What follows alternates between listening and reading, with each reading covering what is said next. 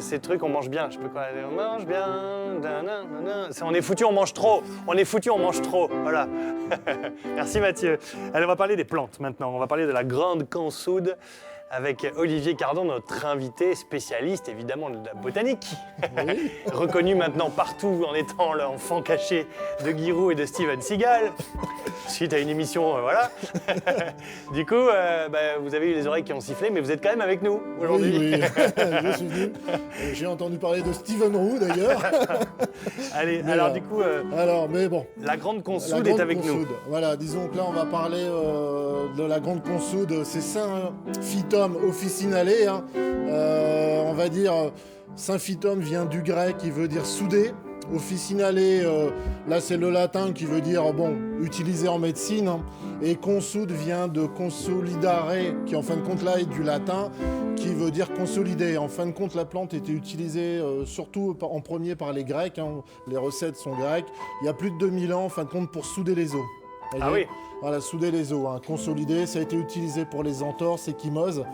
Mais par contre, relativement récemment, on a trouvé un alcaloïde, on va dire très toxique, hein, la pyrrolizidine, qui en fin de compte, là c'est une maladie du buis, mais bon, la pyrrolizidine, qui en fin de compte, qui est très toxique, et donc a été enlevée comme soin, on va dire, interne.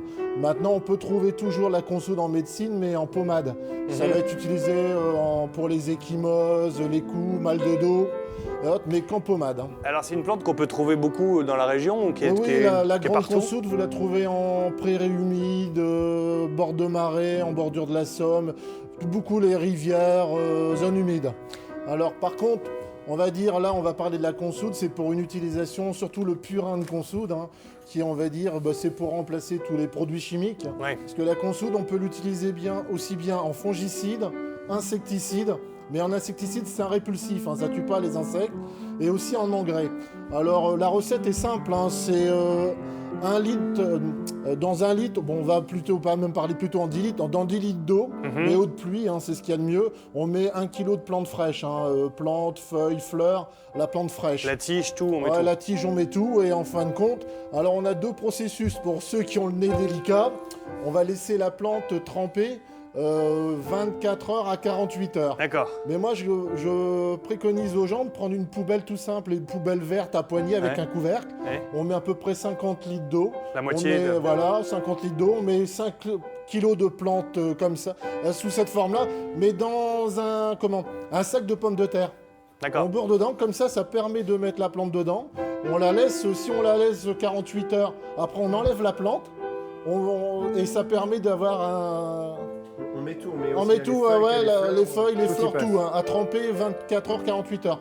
Et là, on va avoir en fin de compte un extrait de consoude qu'on va pouvoir, quand c'est dans une poubelle fermée au noir, on enlève la plante, ça permet d'avoir un produit utilisable quasiment toute la saison. J'imagine que ça...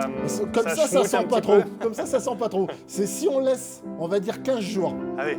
Plus de 15 jours, là on va avoir un purin qui fermente, qui sent très fort, dont le couvercle c'est très important d'avoir dans une poubelle fermée. Et pareil, l'extrait peut être gardé très longtemps, plusieurs mois. Mais il a une forme liquide quand même. C'est une forme liquide. Ce qu'on met dans la poubelle avec l'eau, ça reste liquide. Mais si on fait un tas de consoude dans un coin du jardin, ça fait une espèce de terre... Oui, ça va finir. Mais disons que... Mais là, je dis bien de le mettre dans un filet de pommes de terre, comme ça permet de filtrer l'eau. Ah oui. Vous savez, comme ça, on a le purin et on peut l'utiliser en pulvérisation. Là, on avait tout à l'heure, on a vu une maladie de buis. Hein, le purin de consoude va être utilisé contre la maladie de buis. En fin de compte, là, cette maladie, là, c'est le cylindrocladium. Buxicola. Le cylindrocladium. En fin de compte, c'est très reconnaissable, ça fait des brûlures. Ouais. Voilà, celui-là. Il y a une deuxième maladie, hein, le Volutella buxi, qui, lui, en fin de compte, c'est des taches marron. Plus brunâtre, mais ça se ressemble très bien. Hein. Vous voyez, ça, c'est des photos prises au jardin des plantes. Et en fin de compte, c'est tous les deux tous les deux un dépérissement du buis, mais qui va aller jusqu'à la mort. Hein. D'accord, oui. Voilà. Mais en fin de compte, quand vous utilisez le purin, alors c'est simple, en pulvérisation, c'est 1 litre de purin dans 9 litres d'eau. Et vous pulvérisez. Vous faites en même temps, vous pouvez mélanger à la prêle. Et ça guérit quasiment, là maintenant on en est sûr, ça guérit la maladie. D'accord. Les produits chimiques, fongicides chimiques qu'on utilise à l'heure actuelle, n'ont qu'un effet, ne guérissent pas. En fin de compte, Temporaire. voilà, c'est un pansement, mais la maladie D'accord. réapparaît. Donc il vaut mieux utiliser la grande Voilà. consoude que vous maintenant vous Voilà. pouvez reconnaître si vous l'avez dans le jardin ou si vous l'avez Et dans tous des... les purins végétaux, à base de végétaux, en fin de compte, hein, quand je dis 1 kg de plantes fraîches pour 10 litres d'eau, ça marche aussi bien pour l'ortie, la prêle, pour quasiment toutes les plantes. Très bien. Et ben voilà, on en sait plus sur cette plante que vous pouvez trouver dans la région et dont vous avez maintenant l'utilité au-delà de la faire fleurir. Vous savez comment vous en servir efficacement. Merci beaucoup De rien. À et à bientôt. dans 15 jours.